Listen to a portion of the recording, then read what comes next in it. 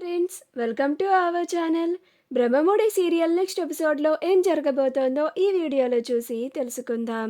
కావ్యని నిలదీసిన అపర్ణ అసలేం జరిగింది అని తెలుసుకోవడానికి ఈ వీడియోని స్కిప్ చేయకుండా ఎండ్ వరకు చూసేయండి. కావ్య తన నిర్ణయాన్ని చెప్పిన తరువాత ధాన్యలక్ష్మి అంటే కావ్య చెప్పిందే ఇప్పటి నుంచి అమలు జరుగుతుందా ఈ ఇంట్లో అని అంటుంది. అప్పుడు కావ్య ముమ్మాటికి అంతే జరుగుతుంది, నేను చెప్పిందే ఈ ఇంట్లో అమలు జరిగి తీరాల్సిందే అని అంటుంది. అప్పుడు రుద్రాని నేను ఒప్పుకోను అని అంటుంది. అప్పుడు స్వప్న నువ్వు ఒప్పుకుంటే ఎంత, ఒప్పుకోకపోతే ఎంత అత్త, కూరలో కరివేపాకు కూడా పనికిరావు నువ్వు అని అంటుంది. అలానే నీ ఒపీనియన్ ఈ ఇంట్లో ఎవరు పట్టించుకోరు అని అంటోంది. అప్పుడు ధాన్యలక్ష్మి నేను కూడా దీనికి అస్సలు ఒప్పుకోను అని అంటోంది. అప్పుడు కావ్య ఎవరు ఒప్పుకున్నా ఒప్పుకోకపోయినా, ఎవరికి ఇబ్బందిగా ఉన్నా ఇబ్బందిగా లేకపోయినా సరే ఇలా రేపటి నుంచి అమలు జరిగి తీరుతుంది. ఇదంతా నేను కేవలం ఈ ఇంట్లో ఉన్న కుటుంబ సభ్యులందరూ విచ్చలవిడిగా డబ్బులు ఖర్చు పెడుతున్నారనే అది నియంత్రించడానికే ఇలా చేస్తున్నాను, అంతేకాని దీనిలో వేరే మరో దురుద్దేశం అంటూ ఏమీ లేదు అని అంటుంది. అప్పుడు అపర్ణ అమ్మ కావ్య, నీ గురించి మాకు తెలియదా?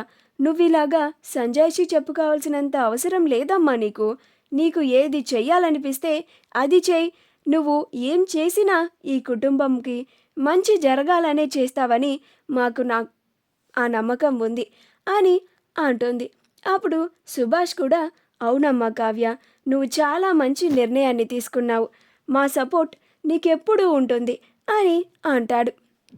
అప్పుడు ఇందిరాదేవి అవును కావ్య, నా మనవరాలి అనిపించుకున్నావు, శభాష్ అని అంటుంది. అప్పుడు ప్రకాశం ఇలా చేయడం వల్ల కొంతమంది ఈ ఇంటి మీద పడి తినేవాళ్ళు ఎప్పుడు ఏ సందులో నుంచి డబ్బులు కొట్టేద్దామా అని అనుకున్న వాళ్ళు కూడా నోరు మూసుకొని చేతులు ముడుచుకొని కూర్చుంటారమ్మా కావ్య అని అంటాడు.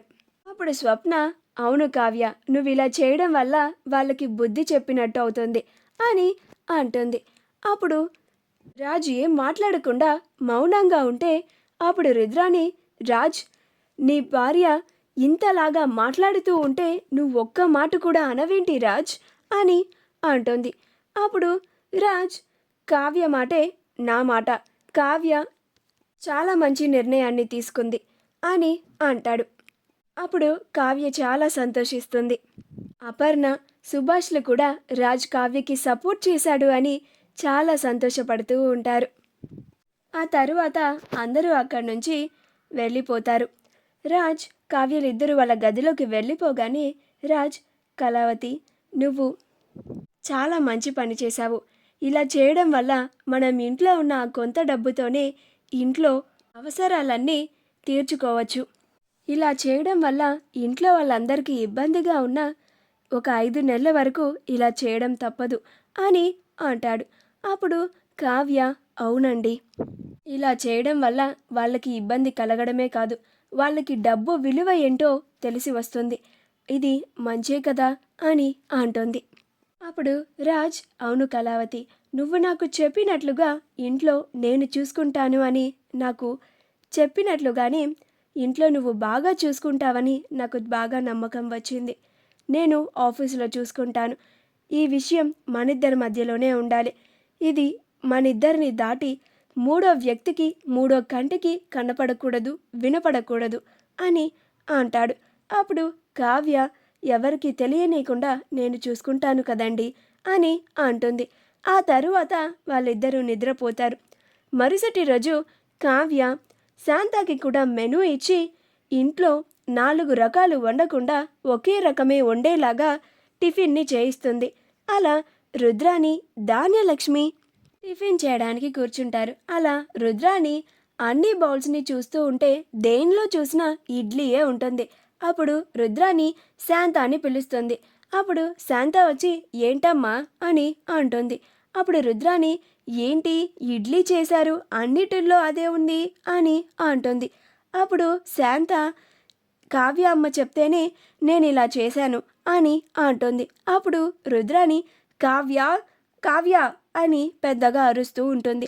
అప్పుడు కావ్య అక్కడికి వచ్చి ఏంటి రుద్రాని గారు అని అంటుంది. అప్పుడు రుద్రాని ఏంటిది ఇడ్లీ ఒక్కటే చేయించావంట అని అంటుంది. అప్పుడు కావ్య ఇవాల్టి నుంచి ఎప్పటిలాగా టిఫిన్ 4 రకాలు ఉండదు, ఒక రకమే ఉంటుంది.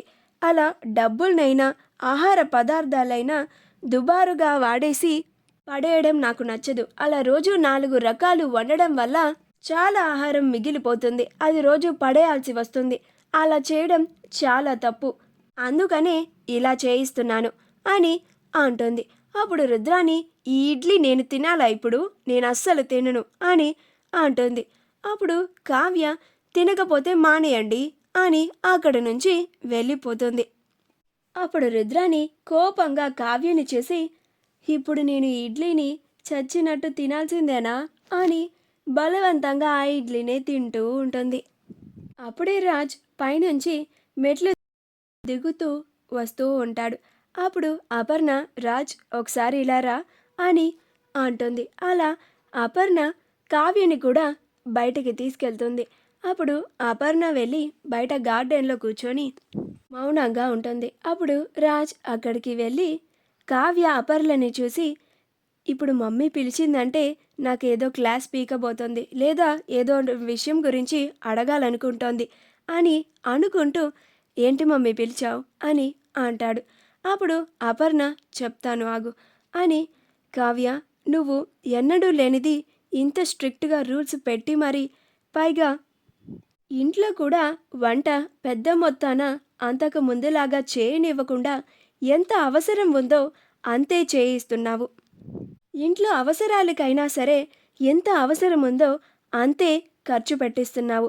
ఇదంతా నువ్వు ఏదో బలమైన కారణం ఉంటే తప్ప ఇలా చేయవు.